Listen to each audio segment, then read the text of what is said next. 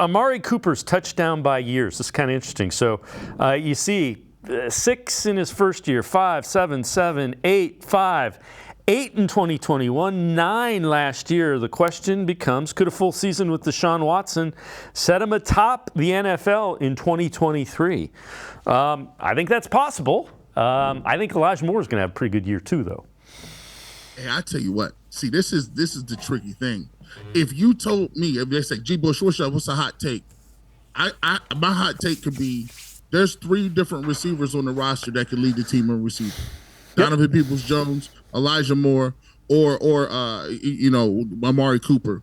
And the reason I say that is because none of them have been around Deshaun Watson enough. We know what happens when you get an elite quarterback. When Julian Edelman came into the league, Tom Brady was like, for some reason, was like, oh, I like him. When Gronk came into the league, for some reason, Tom was like, hey, that's the guy right there, right? Every quarterback has that dude that they kind of go and feel out and say, okay, well, this is my go-to guy on this play, down and distance. I'm on this field, on this hash. I would like this guy. I like this throw. Deshaun Watson's only played 6 games, so we don't know who he's developed that chemistry with. But I'm going to tell you about Amari Cooper. There's a lot of people, and I always caution fans to do this. Listen, I know that the NFL does really good at making everything a 24-hour news cycle. And they give you these talking points, and you just take it and eat it up, and you just go with it. There's this narrative that automatically Amari Cooper is getting cut next year.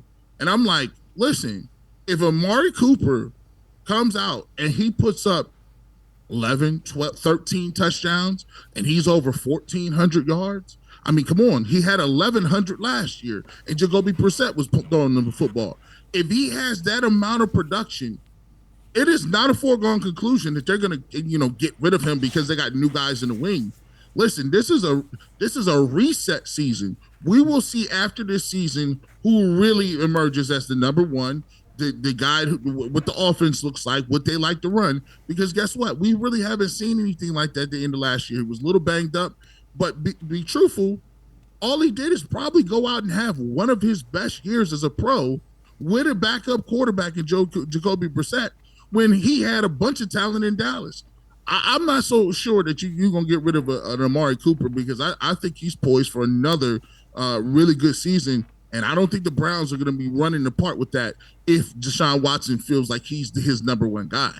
No, the thing, keep in mind, Amari Cooper was injured with a core muscle injury that we didn't know about as well, and he put up those numbers.